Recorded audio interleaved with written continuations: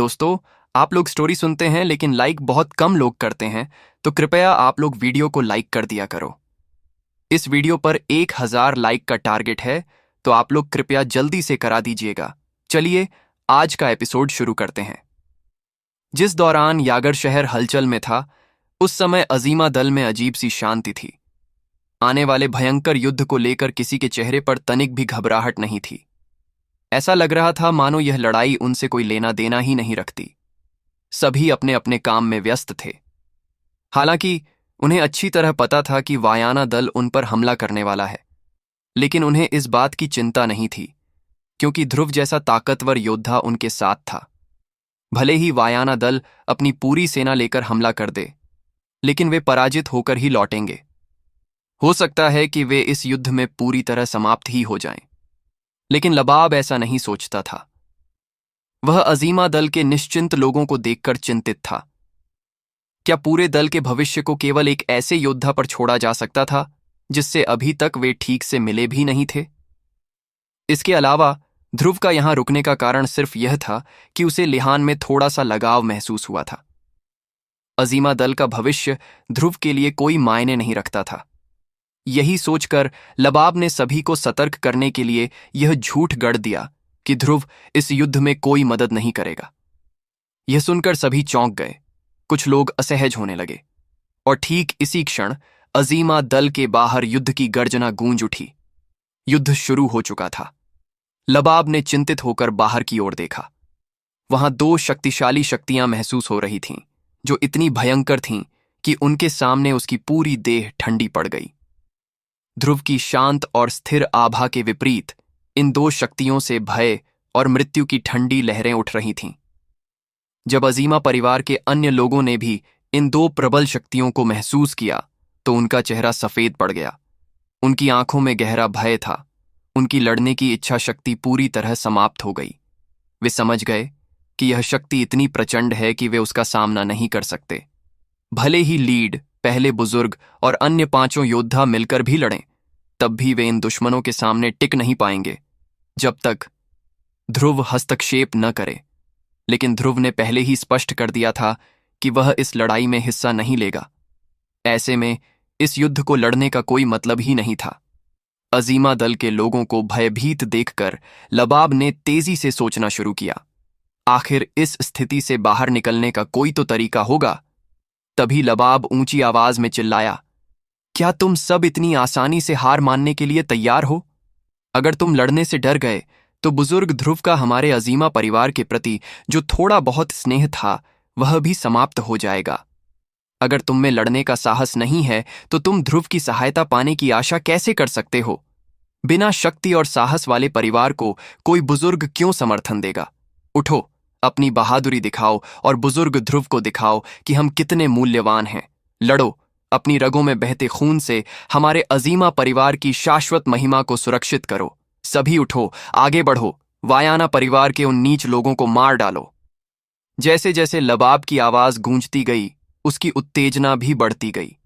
आखिर में वह पूरी भीड़ पर गरज उठा। इसका असर हुआ और अजीमा परिवार के कई योद्धा इस जोश भरे भाषण से प्रभावित हुए। उन्होंने ऊंची आवाज में गर्जना की, लड़ो, उन वायाना परिवार के कायरों को हराओ। उन्हें दिखाओ कि अजीमा परिवार कायर पैदा नहीं करता। मारो, लड़ो, अपने परिवार के सम्मान के लिए। अचानक पूरे अजीमा परिवार में एक नया उत्साह जाग उठा। उनकी आंखों में भय की जगह लड़ाई का जुनून आ गया। सभी ने अपने शरीर की शक्तिदेव शक्ति को सक्रिय कर दिया। रंग बिरंगी शक्ति किरणें आकाश में उठने लगीं। जैसे ही उनकी शक्तियां बढ़ीं, अजीमा परिवार की हवेली के भीतर हर कोई, चाहे पुरुष हो या स्त्री, बूढ़ा हो या जवान, अपनी पूरी शक्ति बाहर निकालने लगा। उनके शरीर से शक्ति की लहरें उठीं और हवेली के चारों ओर एक चमकदार कवच बना दिया। यहां तक कि वे 5 बुजुर्ग, जो पहले ध्रुव से घायल होकर विश्राम कर रहे थे, वे भी अपनी अंतिम शक्ति इकट्ठा कर मुख्य द्वार की ओर बढ़ने लगे। इस सब के बीच ध्रुव अपने कक्ष में शांत बैठा था। उसके होंठों पर हल्की मुस्कान उभरी। उसने खुद से बुदबुदाते हुए कहा, अजीमा परिवार उतना भी बुरा नहीं है। शायद यह परिवार मेरी मदद के योग्य है। अजीमा परिवार की हवेली के बाहर इस समय काली पोशाक पहने और चेहरे पर काले कपड़े बांधे असंख्य योद्धा खड़े थे। उन्होंने अजीमा परिवार की पूरी हवेली को इस तरह घेर लिया था कि वहां से पानी की एक बूंद भी बाहर न जा सके। सभी की आंखों में उत्तेजना और बेचैनी थी। वे अजीमा परिवार के द्वार की ओर देख रहे थे। उन्हें हवेली के भीतर से उठती युद्ध की गर्जनाएं सुनकर यकीन हो गया था कि अजीमा परिवार इस बार पूरे परिवार के साथ युद्ध लड़ने के लिए तैयार है। जैसा कि कहा जाता है, जब दो बाघ आपस में लड़ते हैं तो एक घायल होकर ही रहेगा। इस समय देखने में वायाना परिवार को पूरी तरह से बढ़त प्राप्त थी, लेकिन अगर अजीमा परिवार ने इस युद्ध से पहले इतनी हलचल मचाई थी तो इसका मतलब था कि उनके पास कोई छुपा हुआ हुक्म का इक्का था। इसी कारण वायाना परिवार के साधारण योद्धा सतर्क थे, लेकिन भूरे कपड़े पहने हुए वृद्ध व्यक्ति को इससे कोई फर्क नहीं पड़ा। जब तक सामने वाला उसके स्तर का योद्धा नहीं था, उसे अजीमा परिवार को कुचलने का पूरा विश्वास था। इसीलिए उसने अजीमा परिवार की इस प्रतिक्रिया को तुच्छ समझकर नजरअंदाज कर दिया। अचानक अजीमा परिवार की हवेली का मुख्य दरवाजा चरमराने की आवाज के साथ धीरे धीरे खुला। कुछ ही पलों में सैकड़ों योद्धा बाहर निकले। उनके हाथों में शस्त्र थे और उनकी आंखों में वायाना परिवार के योद्धाओं के प्रति तीव्र क्रोध था। लबाब ने दूर से ही वायाना परिवार की सेना को गौर से देखा। उनकी संख्या अजीमा परिवार की तुलना में कहीं अधिक थी। यह देखकर लबाब का दिल डूब गया। इसके अलावा वहां मौजूद वे दो शक्तिशाली जो उसके शरीर में डर की लहरें भेज रही थीं, यह दर्शा रही थीं कि बिना ध्रुव की मदद के अजीमा परिवार का बचना असंभव था। लेकिन ध्रुव सच में उनकी मदद करेगा या नहीं, यह अब तक अज्ञात था। लबाब ने निराशा भरी सांस ली और आगे बढ़ने ही वाला था कि एक हाथ अचानक उसके कंधे पर रखा गया। उसने मुड़कर देखा तो पाया कि यह प्रथम बुजुर्ग थे, जो पहले से ही घायल थे। उनके चेहरे की रंगत सफेद पड़ चुकी थी, जिससे साफ था कि वे लड़ाई के लायक नहीं थे। लबाब उन्हें वापस जाने के लिए समझाने ही वाला था कि प्रथम बुजुर्ग ने गंभीर स्वर में कहा, परिवार के लीडर, इसकी कोई जरूरत नहीं है। मैं इस दल का हिस्सा हूं, चाहे मेरी हालत कैसी भी हो। अगर आज लड़ाई है तो मुझे भी इसमें हिस्सा लेना ही होगा। आज की घटनाओं ने मुझे बहुत कुछ सिखाया है। पहले मैं यह सोचता था कि मेरे पास बहुत अधिकार हैं, लेकिन यह घमंड की निशानी थी। सच्चे कुल जो हजारों वर्षों तक जीवित रहते हैं, वे विनम्रता को अपनाकर ही आगे बढ़ते हैं। हमारा अजीमा दल एक छोटा सीमावर्ती परिवार है। हमें अहंकार की कोई जरूरत नहीं है। अगर हम आज बच गए तो मैं कसम खाता हूं कि अब कभी दूसरे दलों के मामलों में दखल नहीं दूंगा। सब कुछ केवल परिवार प्रमुख के निर्णय पर निर्भर करेगा। प्रथम बुजुर्ग की आवाज में गहरी ईमानदारी थी, जिसे सुनकर लबाब कुछ भी कहने में असमर्थ हो गया। वह जानता था कि बुजुर्ग घायल थे और ज्यादा देर तक टिक नहीं पाएंगे, इसलिए उसने सिर हिलाया और चुपचाप उनकी बात मान ली। इसके बाद दोनों ने अपनी आंखें वायाना परिवार के लीडर बामानी और उस भूरे कपड़े पहने वृद्ध पर टिका दी। जैसे ही प्रथम बुजुर्ग की नजर भूरे कपड़े वाले वृद्ध पर पड़ी, उसकी आंखें हैरानी से सिकुड़ गईं। उसका मुंह खुला का खुला रह गया और उसके चेहरे पर अविश्वास झलकने लगा। कुछ पल बाद उसके होठों से धीमी कांपती आवाज निकली, तुम मरे नहीं थे। वृद्ध व्यक्ति के चेहरे पर एक क्रूर मुस्कान फैल गई। उसने धीमी मगर घिनौनी हंसी के साथ कहा, कैसा लगा मुझे देखकर बुजुर्ग? बहुत हैरान हो ना? हां, मैं मरा नहीं, बल्कि मैंने महाशक्ति पूर्वज का दर्जा प्राप्त कर लिया है। बताओ, यह सुनकर तुम्हें खुशी हुई? आहा। पहले बुजुर्ग और अजीमा दल के सभी योद्धा यह सुनकर कांप उठे। उनकी आंखें भय से सिकुड़ गईं और चेहरे पर अत्यधिक अविश्वास उभर आया। महाशक्ति पूर्वज, यह एक ऐसा रैंक था जो 100 वर्षों में भी इस यागर सिटी में देखने को नहीं मिलता। अगर कोई महाशक्ति पूर्वज बन जाता है तो उसका दर्जा इतना ऊंचा हो जाता है कि वह एक अकेले ही पूरे शहर को नष्ट कर सकता है। अब अजीमा परिवार का अस्तित्व किसी मायने में नहीं था। प्रथम बुजुर्ग का शरीर हिल गया। उसने कांपती आवाज में पूछा, अगर तुम सच में महाशक्ति पूर्वज बन चुके हो तो तुम अभी भी यहां क्या कर रहे हो? तुम्हें तो बड़े दलों के लोग ले जा चुके होते। जैसे ही वो सन के कपड़े पहने बूढ़े ने यह सुना, उसकी आंखों में ठंडक और होठों पर कुटिल हंसी आ गई। उसने अजीमा दल के प्रथम बुजुर्ग की आंखों में आंखें डालकर कहा, बुजुर्ग, मैं भी नियम जानता हूं। ताकत जब एक मुकाम पर पहुंच जाती है तो जाना तो पड़ता ही है, मगर क्या मैं एक रात अपने घर की देहरी पर चैन से बैठ भी नहीं सकता? कल चला जाऊंगा। हाँ हाँ, लेकिन शिनका, तुम्हारी हालत देखकर अफसोस हो रहा है। इतने सालों में भी तुम्हारी ताकत बस इतनी सी। हा हा हा। कहाँ गया वो पुराना जीनियस, वो अद्वितीय योद्धा? अब तो देखता हूं तुम तो भीड़ में गुम हो गए, एक मामूली योद्धा बनकर रह गए। हाँ हाँ हाँ। उसकी बातों में ऐसा तीखा ताना था कि अजीमा दल के प्रथम बुजुर्ग का पूरा शरीर गुस्से से कांप उठा। अगर वो इस वक्त लहूलुहान न होता तो यकीन मानो वो अभी इसी बूढ़े के सीने में भाले से छेद कर देता। तभी लबाब की आंखों में जैसे कोई पुरानी याद चमक उठी। उसे यह बूढ़ा पहले से जाना पहचाना लग रहा था, और जैसे ही उसे पूरी बात याद आई, उसका चेहरा, जो अभी तक थोड़ा गुलाबी हो उठा था, पल में सफेद पड़ गया। उसने कांपते हुए कहा, तुम तुम तो वायना दल के पहले बुजुर्ग वकार हो। लबाब की ये बात सुनते ही पूरे अजीमा दल में सन्नाटा छा गया। चारों तरफ एक डर की लहर दौड़ गई। वकार, ये नाम सुनते ही कितनों की रूह कांप उठी। जब वकार जवान था तब वो कोई खास नहीं था, कमजोर था दूसरे दलों से भी, मगर उसमें एक आग थी, जिद थी जो बाकी किसी में नहीं थी। वो रुकता नहीं था, थमता नहीं था, और आखिरकार वो द्रोण रैंक तक पहुंचा। पर तभी अचानक से गायब हो गया। किसी ने सोचा मरा कटा होगा कहीं, पर असली खेल तो तब शुरू हुआ था। धीरे धीरे अजीमा दल के योद्धा मरने लगे, कमजोर नहीं बल्कि ताकतवर योद्धा, और वो भी बिना किसी वजह के। कोई नहीं जानता था कि कौन मार रहा है। धीरे धीरे डर फैल गया। फिर पता चला वो वकार ही था।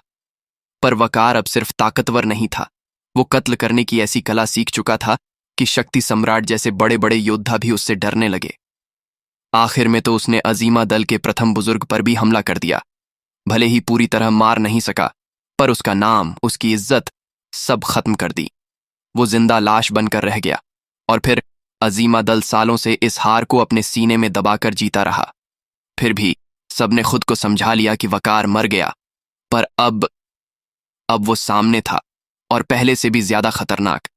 लबाब ने जब अपने दल के साथियों की आंखों में हार और डर देखा तो वो गरज उठा, अगर अजीमा दल को कल भी जिंदा देखना है तो हमला करो, एक भी वायना दल वाला जिंदा न बचे। लबाब खुद सबसे पहले झपट पड़ा। उसके इस जोश ने सबके खून में भी आग भर दी।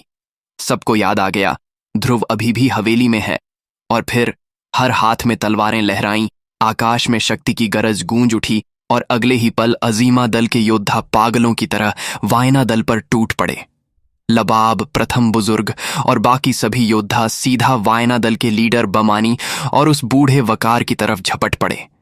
इस बार हार या जीत तय होनी थी। अजीमा दल के योद्धाओं का ये अचानक हमला शुरू में तो वायना दल पर भारी पड़ा, जैसे सब पागल हो गए हों, जान की बाजी लगाकर लड़ रहे थे। वायना दल के लोग भी एक पल के लिए बिखर गए, पर वायना दल की तादाद बहुत ज्यादा थी। कुछ ही देर में उनके योद्धा समुंदर की लहरों की तरह टूट पड़े। भारी भीड़ के आगे अजीमा दल दबता चला गया। हाल ऐसा हो गया कि लगने लगा अब अजीमा दल का अंत नजदीक है। मगर मैदान में एक कोना ऐसा था जो अब भी डटा हुआ था। वायना दल ने कितनी भी कोशिश की, उस हिस्से को नहीं तोड़ पाए। ध्रुव ने दूर से देखा तो पाया कि यह तो वही योद्धा थे जिन्हें लिहान लाया था। लिहान ने ध्रुव को बुलाने के लिए अपनी पूरी ताकत झोंक दी थी, और अब वही ताकत वायना दल को रोक रही थी। ये देख वायना दल का प्रथम बुजुर्ग गुस्से से भभक उठा। उसने नाक से ठंडी सांस छोड़ी, और खुद आगे बढ़ पड़ा। उसने अजीमा दल के थके हुए योद्धाओं को परे धकेला और सीधा लिहान की ओर लपक पड़ा। अजीमा दल की हवेली के अंदर ध्रुव शांत खड़ा ये सब महसूस कर रहा था। बाहर की हलचल, वकार का लिहान की ओर बढ़ना, सब कुछ। पर ध्रुव के होठों पर हल्की सी ठंडी मुस्कान खेल गई। वह यूं ही हवेली के बाग में टहलने लगा। उसकी नजर बाग के उस छोटे से तालाब पर पड़ी जहां कुछ मछलियां खाने के लिए मचल रही थीं। उसने बगल से एक पत्थर उठाया और सबसे बड़ी मछली की ओर फेंक दिया, मगर जैसे ही पत्थर गिरने वाला था, मछली झटके से किनारे हट गई। उसी पल हवेली से बाहर मैदान में खड़ा वकार ठिठक गया। उसकी आंखें फट गईं, पुतलियां सिकुड़ गईं, और पूरे शरीर से पसीना बह निकला। एक अजीब सा सिहरन उसकी आत्मा तक उतर गई। उसने तुरंत ही कई कदम पीछे हटकर खुद को संभाला और कांपते हुए झुककर बोला, ये मजाक किस बुजुर्ग ने किया है? कृपया क्षमा करें। मैं बस ये मसला निपटाकर आपसे क्षमा मांगूंगा। मैं आपका आभारी रहूंगा। वकार की आवाज में डर साफ झलक रहा था। मैदान में मौजूद बाकी सब भी हैरान रह गए। अजीमा दल के लोग तो खुशी से उछल पड़े और सबकी नजरें हवेली की ओर घूम गईं, मगर ध्रुव का चेहरा अभी तक दिखाई नहीं दिया। तभी हवेली के अंदर से ध्रुव की आवाज आई। उसकी आवाज में गजब की ठंडक और मस्ती थी। जब तुम सब मुझे मारने आए हो तो फिर मैं भी संकोच क्यों करूं? सच कहूं तो मैं अभी तक अच्छा महसूस कर रहा था, लेकिन जब से तुम सबने चैन से बैठने नहीं दिया तो अब भुगतो। जैसे ही उसने कहा, ध्रुव ने कदम बढ़ाया और धीरे धीरे हवेली के दरवाजे पर आ गया। उसकी आंखें शांत थीं, पर नजर ऐसी कि देखता ही कोई कांप जाए। वकार की रूह तक कांप उठी। वो तुरंत आकाश से नीचे उतरा और दौड़ता हुआ ध्रुव के सामने आ खड़ा हुआ। फिर झुककर बोला, मैं वकार, बुजुर्ग को प्रणाम करता है। आज की सारी गलती वायना दल के इन नासमझ युवाओं की है। कृपया क्षमा करें।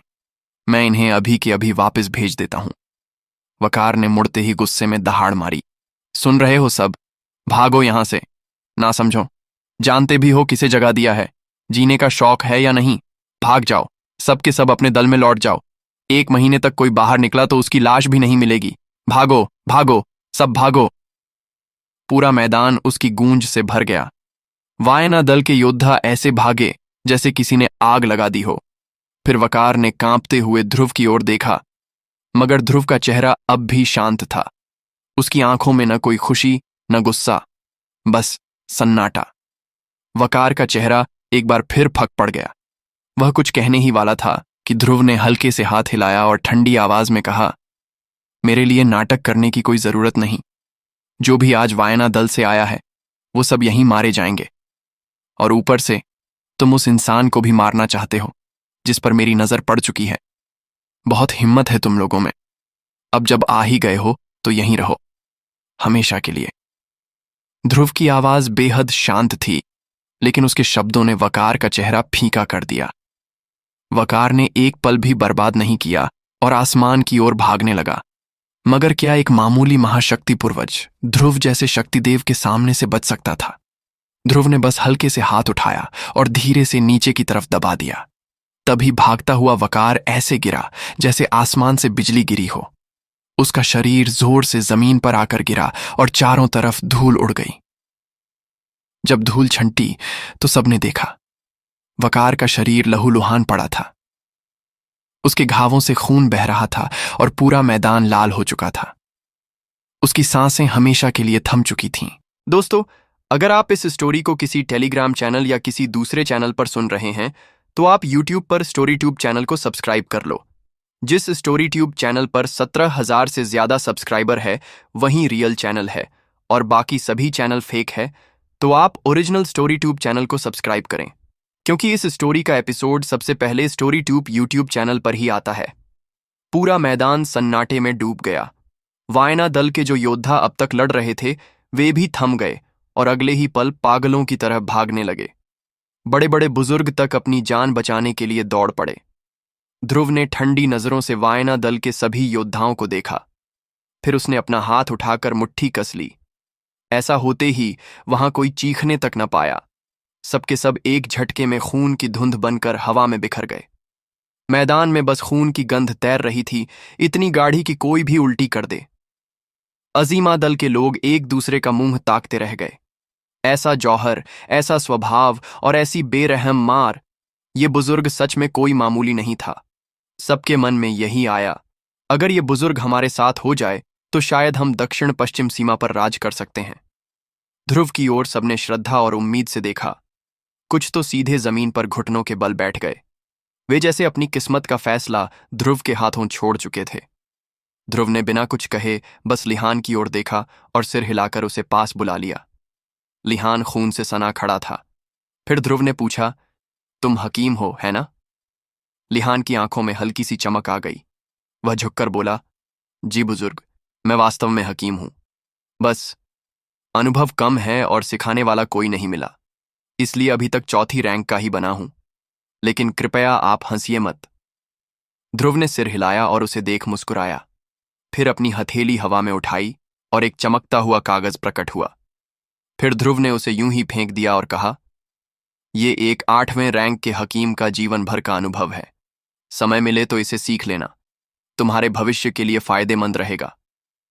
लिहान तो अवाक रह गया। 8वां रैंक! हकीमों में यह सर्वोच्च होता है, जिसे पाने के लिए लोग कुछ भी कर सकते हैं। ध्रुव ने यूं ही दे दिया। लिहान के गले से घूंट उतरना मुश्किल हो गया। फिर वह झटके से घुटनों पर गिरा और कहा, धन्यवाद बुजुर्ग, आपने मुझे जो वरदान दिया है उसके लिए मैं जीवन भर आड़नी रहूंगा। कृपया मुझे अपना शिष्य बना लीजिए।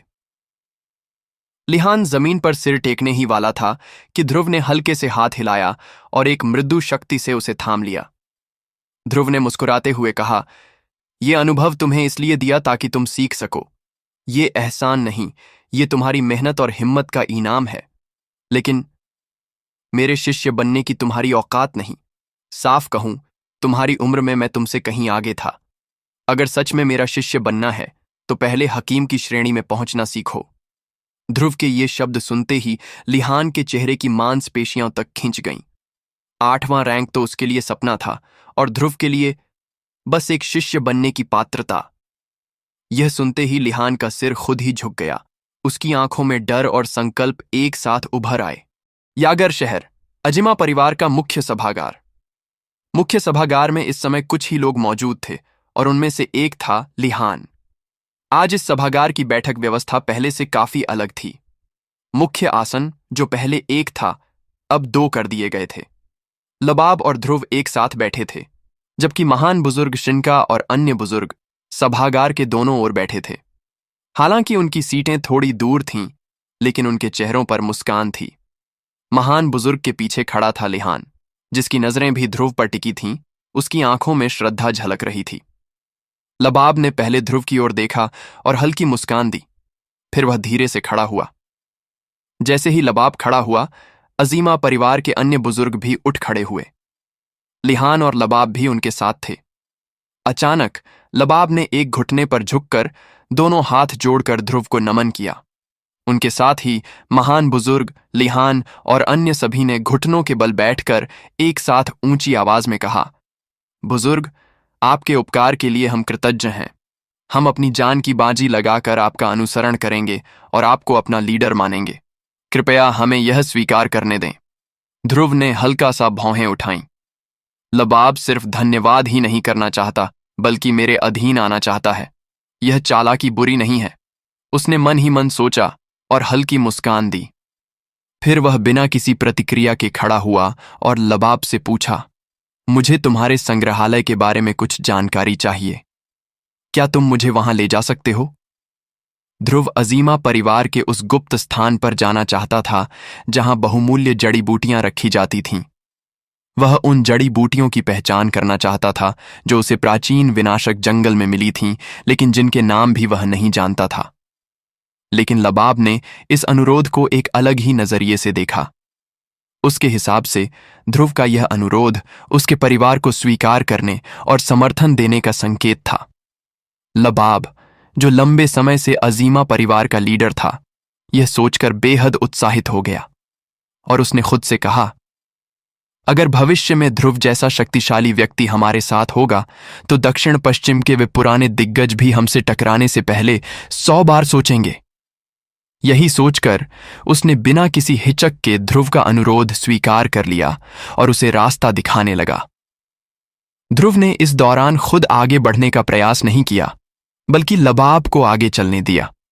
यह उसके लिए सम्मान की बात थी और इससे लबाब का आत्मविश्वास और बढ़ गया। वह प्रसन्न दिख रहा था और सफर के दौरान हल्की हंसी भी हंसता रहा, लेकिन उसकी सतर्कता बरकरार थी। उसे पता था कि ध्रुव जैसा व्यक्ति उसकी हर हरकत को परख सकता है, इसलिए उसने कोई गलती नहीं की। ध्रुव ने भी अपनी भावनाएं जाहिर नहीं की। वह शांत और गंभीर बना रहा। उसकी आंखों में एक हल्की उत्सुकता झलक रही थी। काफी समय बाद वे अंततः अजीमा परिवार के गुप्त संग्रहालय के दरवाजे पर पहुंचे। यह जगह अन्य परिवारों के संग्रहालयों से छोटी बताई जाती थी, लेकिन वहां पहुंचने के बाद ऐसा कोई विशेष अंतर नहीं दिखा। चारों ओर घना बांस का जंगल था, जिसने इस जगह को एक प्राचीन और रहस्यमय रूप दे रखा था। संग्रहालय के चारों ओर कई परतों में सुरक्षा कवच लगे हुए थे। दूर दूर तक कई अनुभवी योद्धा छिपे हुए थे, जो गुप्त रूप से पहरा दे रहे थे। यह स्पष्ट था कि यह स्थान कितना महत्वपूर्ण था। ध्रुव ने चारों ओर नजर दौड़ाई। सुरक्षा इतनी मजबूत थी कि वह आसानी से इस जगह की गहराई का अंदाजा नहीं लगा सकता था, लेकिन उसने इस बारे में ज्यादा विचार नहीं किया। यह अजीमा परिवार की संपत्ति थी और उसे उनकी गरिमा का सम्मान करना चाहिए था।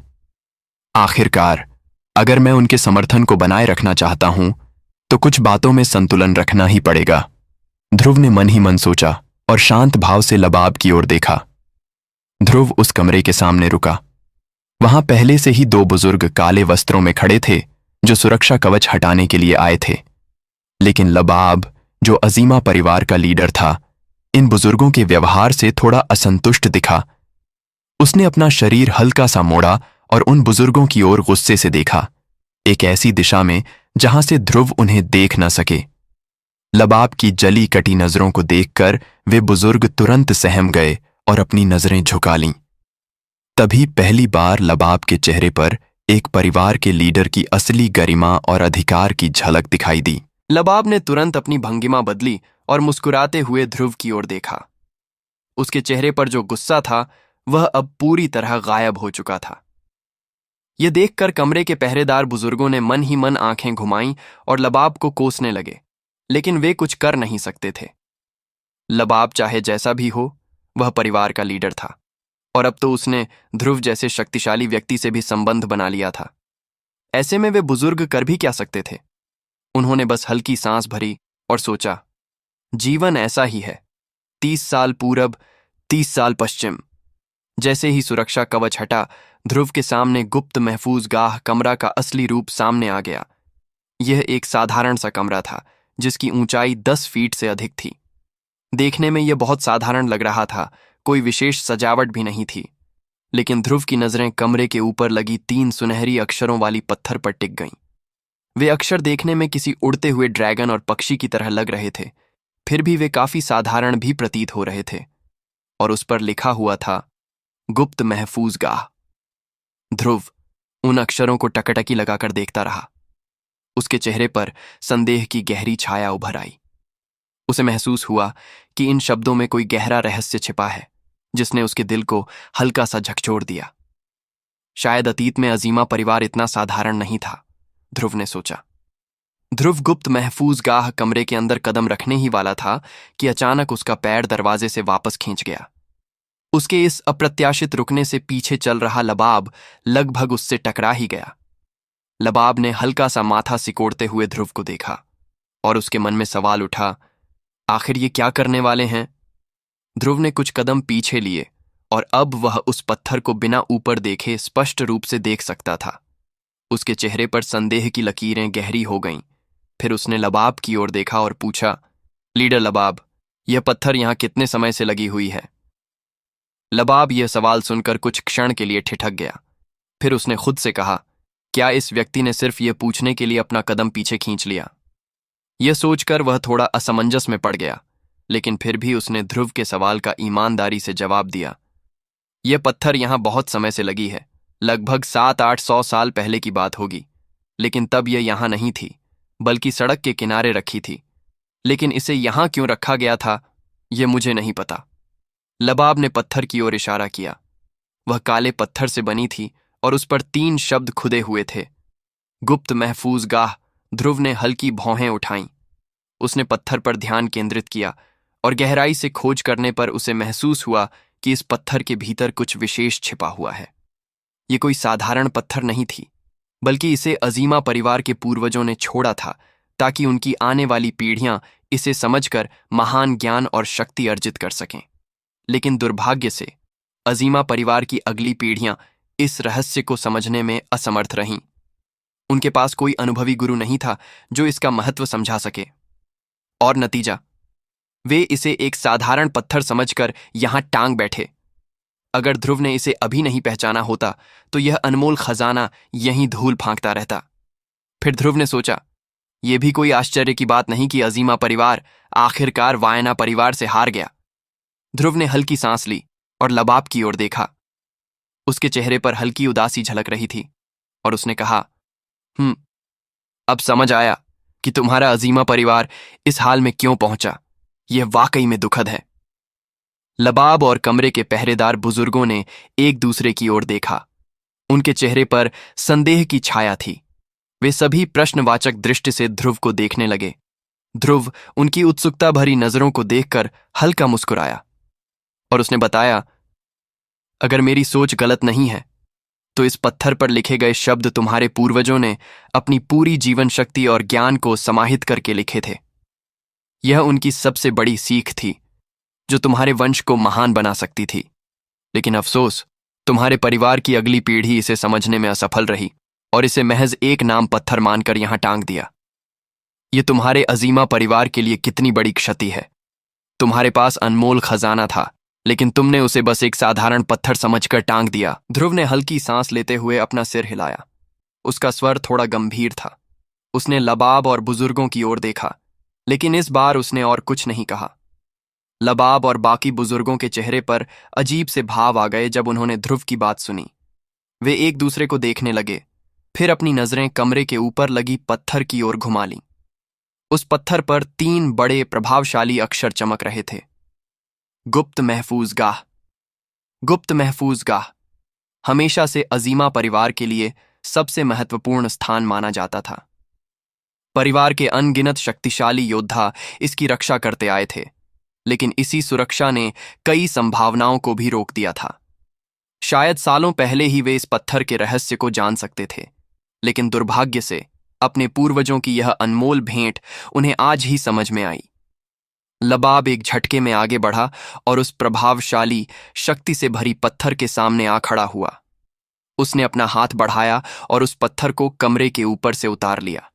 फिर उसने जमीन पर खड़े पत्थर की शिला पर हाथ रखा, जिस पर गुप्त महफूजगाह खुदा हुआ था। एक तेज झटके के साथ उसने अपनी हथेली से पत्थर की शिला को चूर्ण में बदल दिया। उसके बाद उसने अपने हाथ में पकड़ी पत्थर को जमीन पर रख दिया, वही जगह जहां पहले वह शिला खड़ी थी। पत्थर से सुनहरी रोशनी निकलने लगा और जब वह अपनी जगह स्थापित हुई तो लबाब उसके सामने पहुंचा। अब जाकर लबाब को एहसास हुआ कि जहां वह पत्थर रखी गई थी वहां की जमीन साधारण नहीं थी। यह एक अत्यंत कठोर हरी चट्टान थी। अगर आसपास की धूल को हटाया जाए तो स्पष्ट हो जाता कि यह वास्तव में एक ट्रेनिंग के लिए बनाया गया पत्थर का आसन था। लबाब ने गहरी सांस ली और ध्रुव की ओर देखा। जब ध्रुव ने हल्के से सिर हिलाया तो लबाब बिना देर किए उस हरी चट्टान पर बैठ गया। उसने अपनी हथेली चट्टान पर रखी और ट्रेनिंग में लीन हो गया। कुछ ही क्षणों में लबाब के शरीर से एक तीव्र और प्रभावशाली शक्ति लहराने लगी। उसने पत्थर की शक्ति को अवशोषित कर लिया था और तुरंत ही अपनी शक्ति को अगले रैंक तक पहुंचा दिया।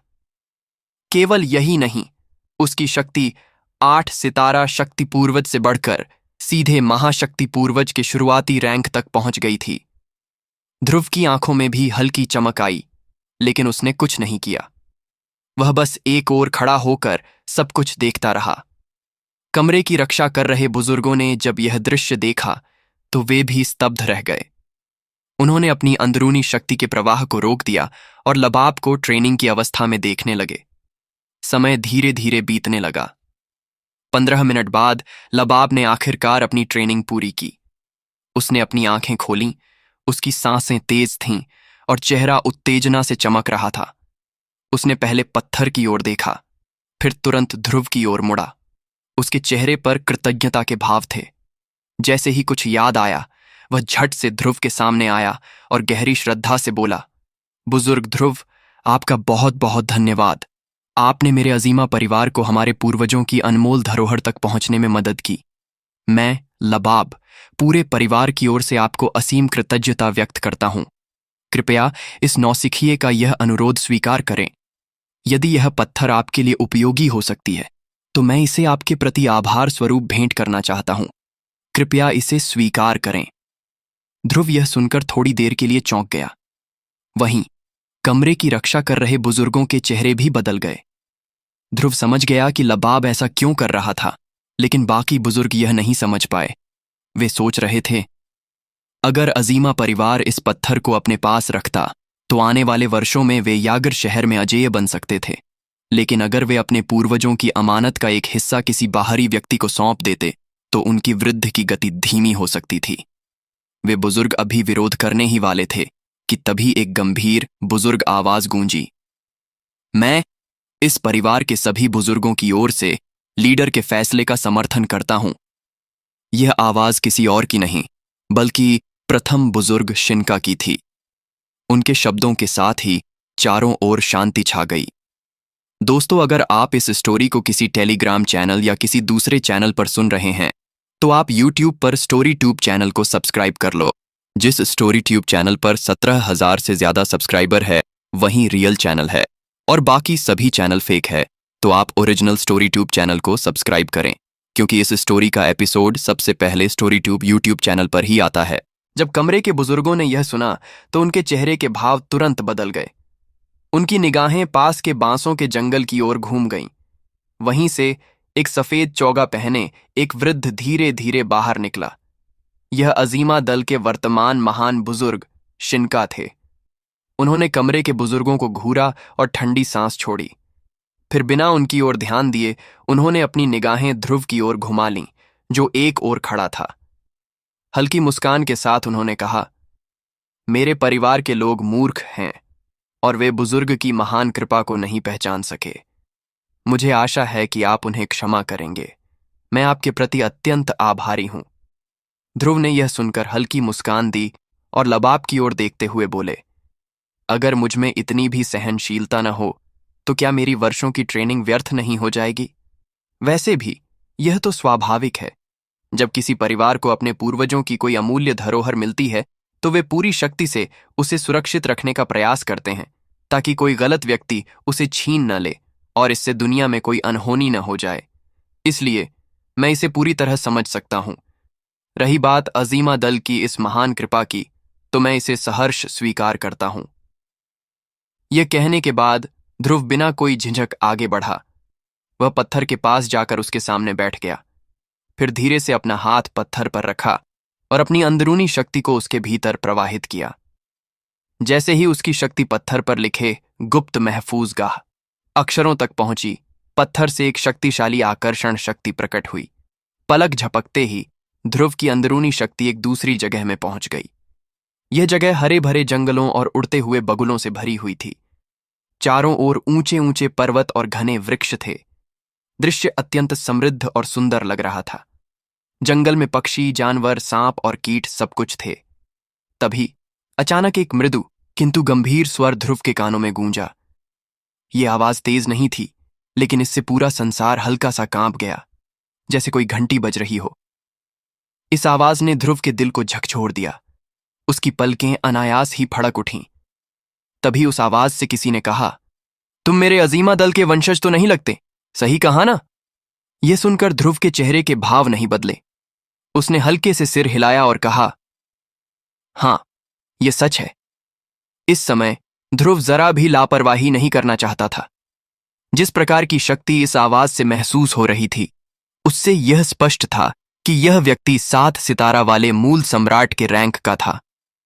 इतनी शक्तिशाली हस्ती के सामने ध्रुव कोई गलती नहीं करना चाहता था, इसलिए वह पूरी तरह सतर्क बना रहा। कुछ क्षणों की शांति के बाद वह मध्यम आयु का व्यक्ति फिर से बोला, क्या मेरे वंशजों ने तुम्हें इस सुनहरे पत्थर का रहस्य जानने की अनुमति दी है? ध्रुव ने मना नहीं किया। उसने बस सिर हिलाकर हामी भर दी। वह व्यक्ति थोड़ी देर तक चुप रहा, फिर उसने पुनः पूछा, तो यह कहने का अर्थ यह हुआ कि तुमने ही उन्हें इस पत्थर के रहस्य के बारे में बताया? ध्रुव के चेहरे पर हल्का सा बदलाव आया, लेकिन उसने फिर भी सिर हिला दिया। अगर यह व्यक्ति सच में उसे मारना चाहता तो अब तक कर चुका होता।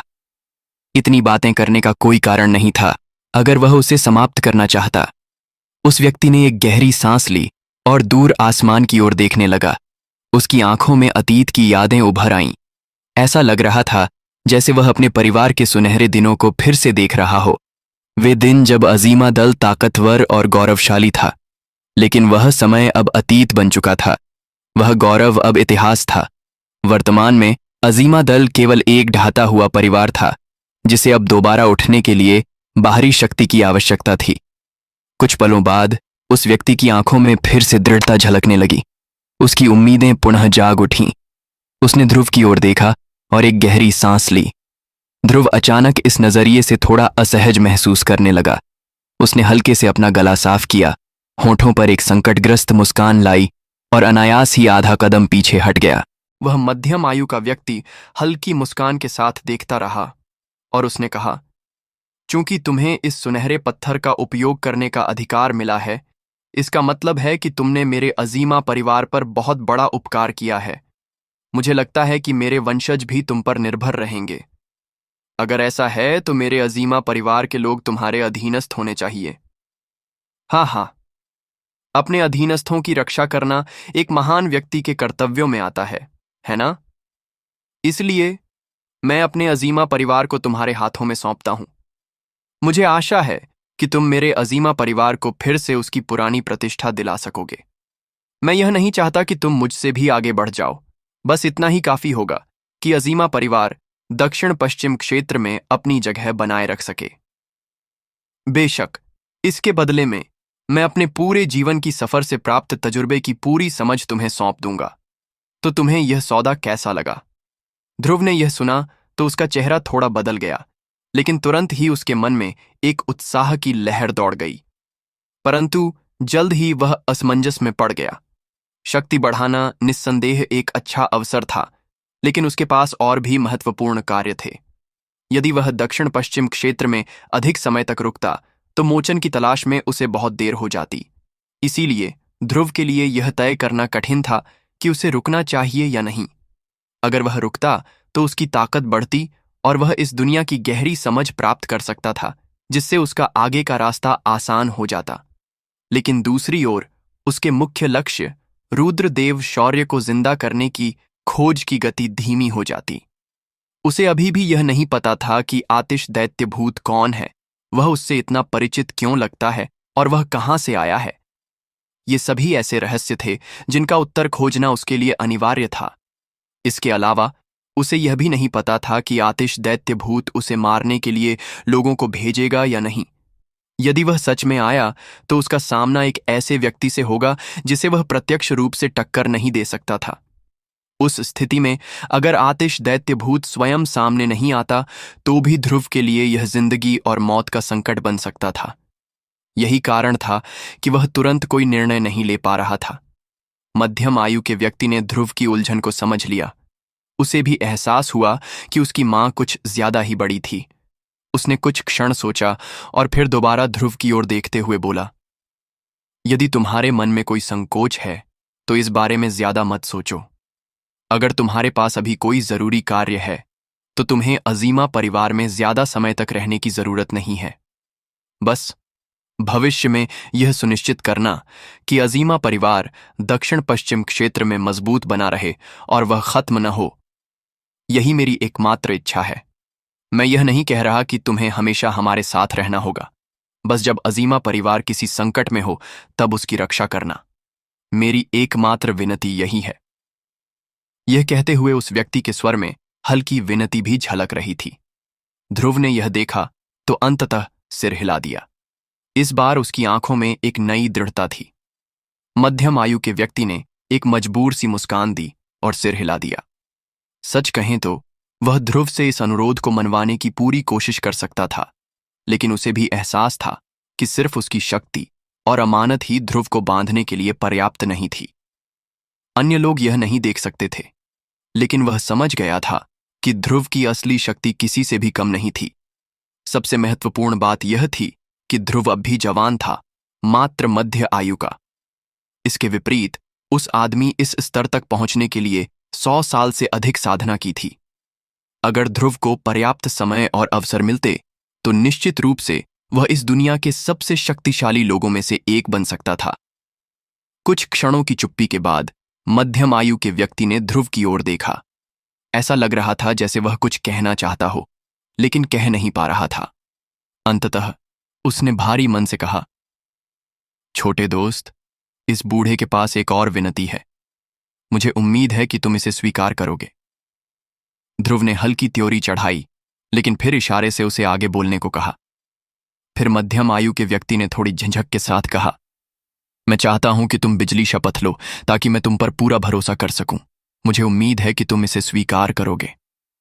यह सुनते ही ध्रुव का चेहरा यह सुनते ही तुरंत बदल गया। बिजली शपथ एक भयावह चीज थी जिसके बारे में वह पहले ही सुन चुका था। वह जानता था कि इस तरह की खतरनाक शपथ के बंधन में बंधना कितना जोखिम भरा हो सकता है। ध्रुव ने भौहें चढ़ा लीं और उसके दिल में हल्का गुस्सा उठने लगा। अजीमा परिवार की मदद करना उसकी तरफ से पहले ही एक बड़ी रियायत थी, लेकिन अब यह बुजुर्ग उससे बिजली शपथ की मांग कर रहा था। यह तो हद ही हो गई। इसीलिए ध्रुव के चेहरे पर नाखुशी की स्पष्ट झलक थी। यह देखकर मध्यम आयु के व्यक्ति ने भी निराशा से सिर झुका लिया। उसके पास कोई और उपाय नहीं था।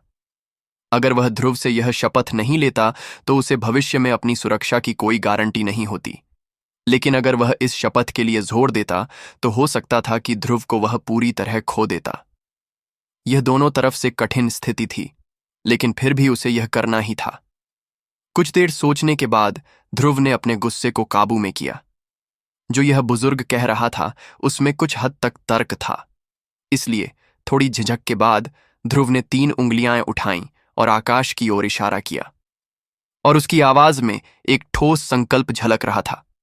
और उसने कहा, मैं ध्रुव रोशनी देव के नाम पर आज शपथ लेता हूं कि जब तक मैं जीवित हूं अजीमा दल की रक्षा के लिए अपना पूरा प्रयास करूंगा। जब तक मैं जीवित हूं अजीमा दल समृद्ध रहेगा। जैसे ही ध्रुव ने यह कहा, सुनहरे पत्थर के बाहर आसमान में गहरे बादल घिर आए। यागिर शहर के ऊपर बिजलियों की कड़कड़ाहट गूंज उठी। धधकती हुई बिजली जमीन पर गिरी, जिससे चारों ओर जली हुई मिट्टी के गहरे निशान बन गए। यह देखकर लबाब और अजीमा परिवार के बाकी लोग तुरंत पीछे हट गए और बांस के जंगल से दूर चले गए। कुछ देर बाद जब गरजते बादल छूट गए और आकाश फिर से साफ हो गया, तब सभी लोग धीरे धीरे इकट्ठा होने लगे। उन्होंने देखा कि ध्रुव अब भी वहीं खड़ा था, बिना हिले डुले। अब सबके मन में एक उत्तर आ चुका था। कोई भी ध्रुव को परेशान नहीं करना चाहता था, इसलिए वे बस चुपचाप वहां खड़े रहे और परिवार के अन्य जिज्ञासु सदस्यों को दूर कर दिया। सुनहरे पत्थर के भीतर मध्यम आयु के व्यक्ति ने ध्रुव को बिजली शपथ लेते देखा और संतोषपूर्वक सिर हिला दिया। लेकिन तभी ध्रुव ने उसकी ओर देखा। उसकी आंखों में एक अजीब सी चमक थी, जिससे वह व्यक्ति थोड़ा असहज हो गया। उसने कुछ कहने के लिए मुंह खोला ही था कि ध्रुव ने पहले ही बोल दिया, बुजुर्ग, अब जब मैं बिजली शपथ ले चुका हूं, लेकिन अब शपथ की आपकी बारी है। यह सुनते ही मध्यम आयु के व्यक्ति का चेहरा हल्का सा बदल गया। उसने संदेहपूर्ण निगाहों से ध्रुव की ओर देखा और पूछा, छोटे दोस्त, तुम इसका क्या मतलब समझाना चाह रहे हो? कृपया इस बूढ़े को विस्तार से बताओ। इस पर ध्रुव हल्का सा मुस्कुराया। उसकी आंखों में एक हल्की चिढ़ाने वाली झलक थी।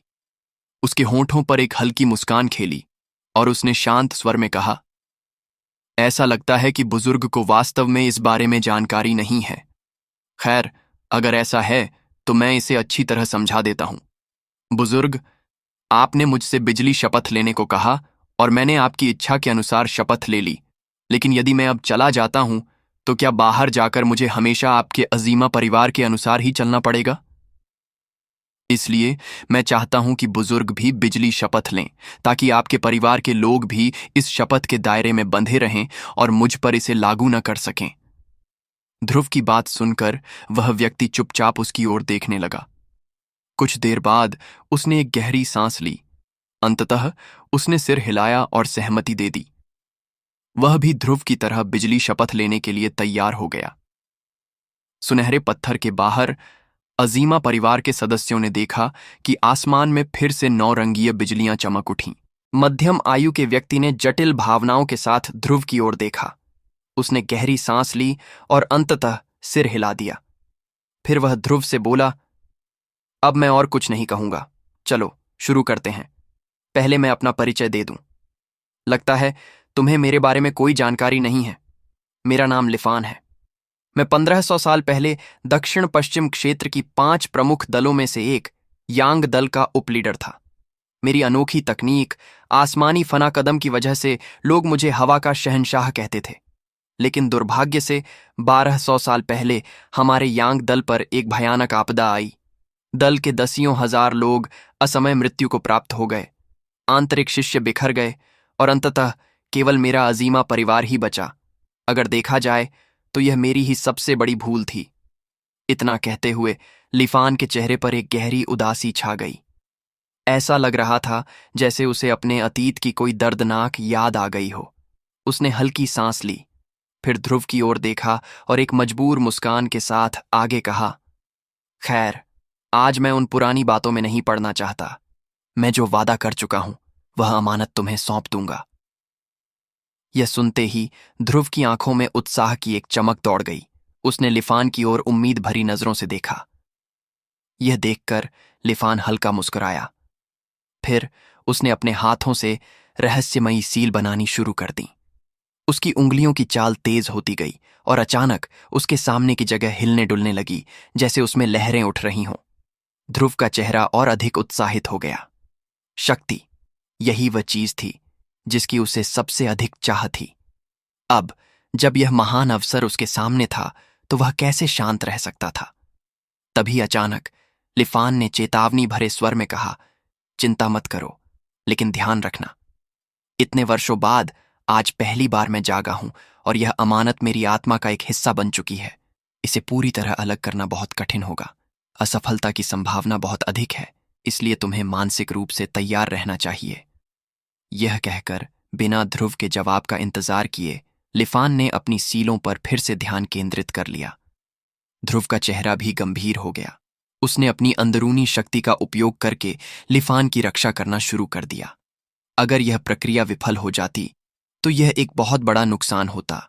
इसीलिए ध्रुव को पूरी तरह सतर्क रहना पड़ा। समय बीतता गया और लिफान की सील और अधिक जटिल होती गईं। उसके चेहरे पर पहले जो संतुलन था वह अब गंभीरता में बदल गया था। उसका ठोस शरीर धीरे धीरे धुंधला पड़ने लगा, लेकिन उसके चारों ओर की आयाम में चरमराहट बढ़ता गया। एक भयावह शक्ति लहरों के रूप में निकलने लगी, जिससे पूरी जगह कांप उठी। हवा में छोटी छोटी दरारें उभर आईं, मानो वास्तविकता ही टूटने लगी हों। लिफान की भौहें कसकर सिकुड़ गईं। उसकी आंखों में गहरी गंभीरता थी और वह अपनी सीलों पर ध्यान केंद्रित किए हुए था। ध्रुव का दिल भी बेचैनी से धड़कने लगा और उसने खुद से कहा, क्या केवल एक अमानत को हटाना इतना कठिन है?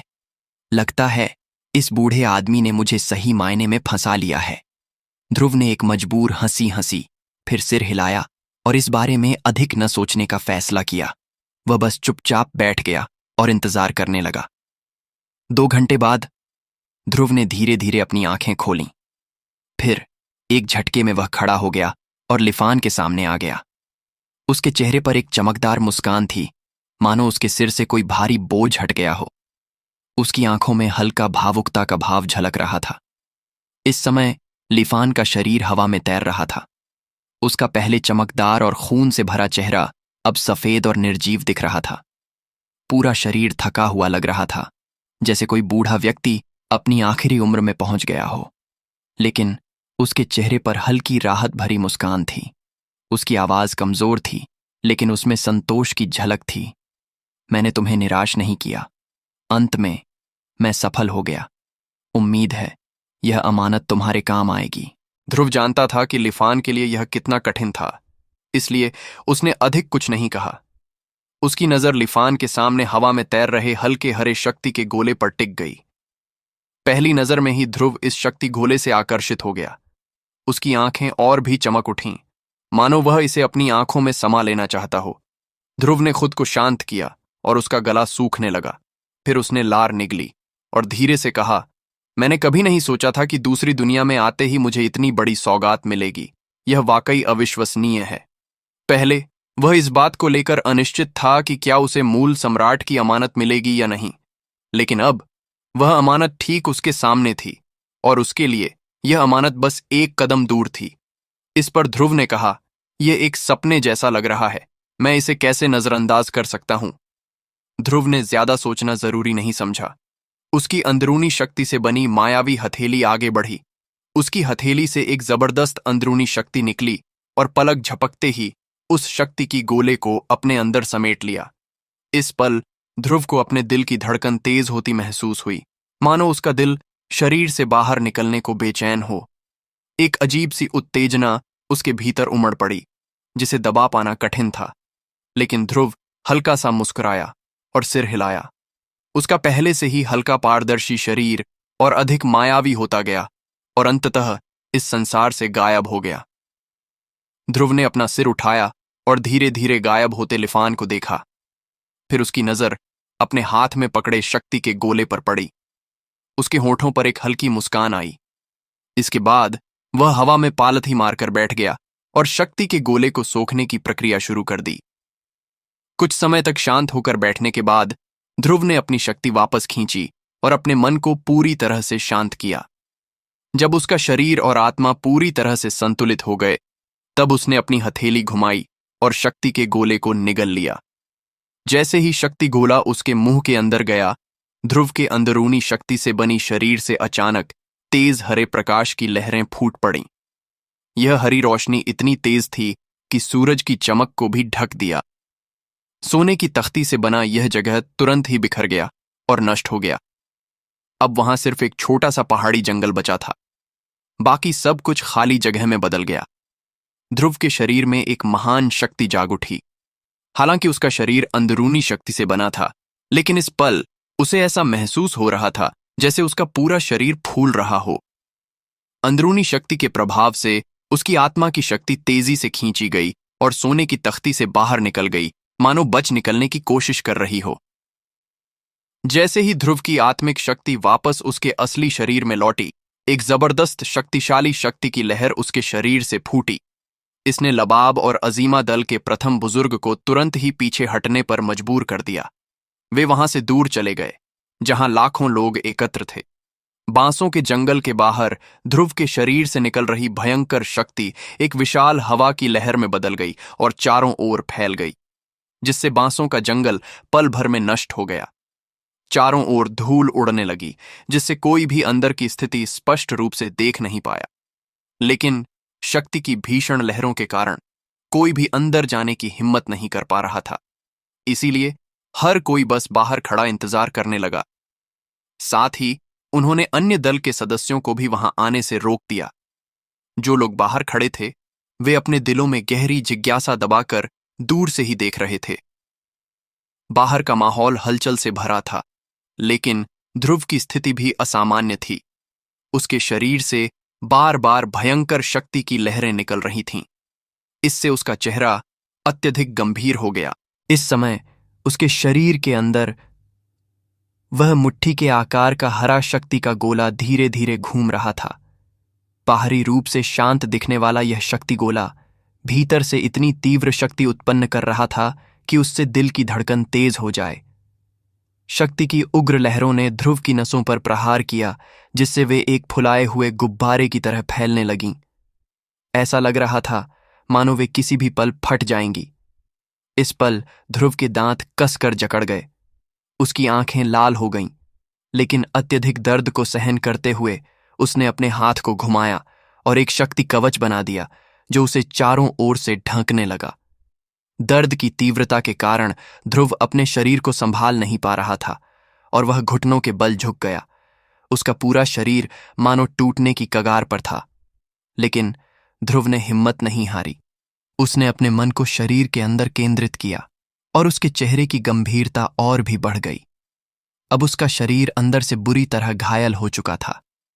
अगर दिव्य रोशनियां उसकी रक्षा नहीं कर रही होती, तो शायद वह पहले ही गंभीर रूप से घायल हो चुका होता। यह देखकर ध्रुव ने जल्दी से अपने शरीर में शक्ति प्रवाहित की। इसने शक्ति के गोले की शक्ति को पूरी तरह से घेर लिया, लेकिन गोले के अंदर की दिव्य रोशनी भी बहुत शक्तिशाली थी। ये बार बार ध्रुव की शक्ति को तोड़ती और उसके शरीर को फिर से नुकसान पहुंचाती।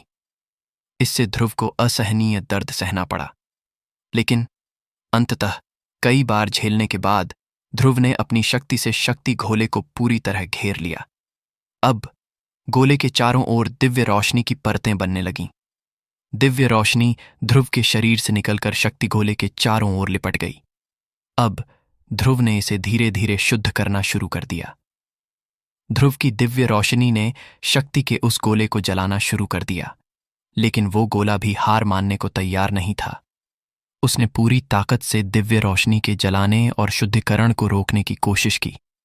ध्रुव को भी इस बात की उम्मीद नहीं थी कि यह गोला इतनी देर तक दिव्य रोशनी के प्रभाव का सामना कर पाएगा, लेकिन चाहे दिव्य रोशनी कितनी भी जलाए, उस पर कोई असर नहीं हो रहा था। फिर भी यह निश्चित था कि कुदरत द्वारा बनाए गए दिव्य रोशनी की शक्ति के सामने मनुष्य द्वारा बनाई गई कोई भी शक्ति ज्यादा देर तक टिक नहीं सकती थी। समय बीतता गया और धीरे धीरे दिव्य रोशनी ने शक्ति के गोले पर अपनी पकड़ बना ली। पहले जो गोला एक मुट्ठी के आकार का था, अब वह अंडे जितना छोटा हो गया था। उस गोले से निकलने वाली भयंकर शक्ति अब पूरी तरह से शुद्ध होकर ध्रुव की शक्ति का हिस्सा बन चुकी थी। इसके साथ ही ध्रुव की शक्ति भी तेजी से बढ़ रही थी। उसे यकीन था कि अब ज्यादा देर नहीं लगेगी, वह जल्द ही अगले रैंक पर पहुंच जाएगा। प्राचीन बुजुर्ग पहले ही कह चुके थे कि ध्रुव इस समय सितारे वाले शक्तिदेव के शिखर पर था। उसे सिर्फ एक अवसर चाहिए था जिससे वह पूरी तरह से अगली सीमा को पार कर सके। अब जब वह अवसर उसके सामने था, तो प्राचीन सम्राट की अमानत इस कार्य में उसकी सहायता करेगी। यह शक्ति अब बढ़ने से नहीं रुक सकती थी, यहां तक कि खुद ध्रुव भी इसे रोकने में असमर्थ था। परंतु ध्रुव भला अपनी ही शक्ति को क्यों रोकता? अब बस सही समय का इंतजार था। आधी रात के सन्नाटे में बांसों का जंगल निस्तब्ध खड़ा था। समय अपनी गति से आगे बढ़ता गया और देखते ही देखते आधा महीना बीत चुका था। लोग बेसब्र हो रहे थे। अजीमा दल के लीडर लबाब और प्रथम बुजुर्ग भी चिंतित दिख रहे थे। वे बांसों के जंगल के किनारे आ खड़े हुए। यह स्थान अब अजीमा दल के लिए एक पवित्र और निषिद्ध क्षेत्र बन चुका था। सिवाय लीडर और कुछ चुनिंदा लोगों के यहां कोई नहीं आ सकता था। लबाब और प्रथम बुजुर्ग ने जंगल की ओर देखा। जहां पहले घना हरा भरा जंगल था, वहां अब केवल राख और टूटे हुए बांसों के अवशेष बचे थे। जंगल के मध्य एक सफेद रोशनी चमक रही थी, जिसके भीतर लाखों शक्ति बिंदु डोल रहे थे। वह ध्रुव था। आधे महीने से वे इसी पल का इंतजार कर रहे थे। दोनों ने गहरी सांस ली, सिर हिलाया और वापस लौटने लगे। ध्रुव के शरीर से अब भी जीवन शक्ति प्रवाहित हो रही थी, जिससे यह स्पष्ट था कि वह जीवित था। लेकिन क्या वह अमानत को पूरी तरह से शुद्ध कर पाएगा? यह अब भी अनिश्चित था। जैसे ही वे लौटे, बांसों के जंगल में कुछ असाधारण घटित हुआ। ध्रुव का शरीर अचानक कांप उठा और एक भयंकर शक्ति उसके अंदर से निकली। यह शक्ति सीधे आकाश की ओर उछली और पूरे शहर को अपने प्रभाव में ले लिया। हाँ हाँ हाँ हाँ, ध्रुव ने आकाश की ओर मुंह उठाकर एक भयंकर गर्जना की। उसकी दहाड़ इतनी शक्तिशाली थी कि हजारों मील के दायरे में मौजूद तिलिस्मी जानवर डर के मारे जमीन पर गिर पड़े। कोई भी हिलने की हिम्मत नहीं कर पा रहा था। वे केवल धीरे धीरे दबे हुए स्वर में भयभीत गर्जनाएं निकाल रहे थे। इस दृश्य ने हर किसी को आश्चर्यचकित कर दिया। इस गगनभेदी गर्जना से यहां तक कि प्राचीन विनाशक जंगल के गहरे अंधकार में सोए हुए कुछ दैत्याकार तिलिस्मी जानवर भी जाग उठे। उनकी भारी पलकों के पीछे से गहरी रहस्यमयी आंखें चमकने लगीं। ध्रुव का शरीर शक्ति से भर गया था। उसकी हड्डियों के भीतर से कड़कड़ाने की ध्वनि उठी, जैसे कोई सोई हुई शक्ति जाग गई हो। उसने अपने हाथ पैर फैलाए, मुट्ठियां खड़ी और एक ठहाका लगाया। उसके शरीर से निकलती शक्ति हवा में लहराने लगी। ध्रुव ने अपने कदम आगे बढ़ाए और खंडहर से बाहर निकला। दूर खड़े लबाब और अन्य बुजुर्ग जो अब तक प्रतीक्षा कर रहे थे, चौंक उठे। उनकी आंखों के सामने अब वही ध्रुव था, लेकिन पहले से कहीं अधिक शक्तिशाली और अजेय। तो क्या होने वाला है आगे, जानने के लिए सुनते रहे इस स्टोरी को सिर्फ और सिर्फ स्टोरी ट्यूब यूट्यूब पर।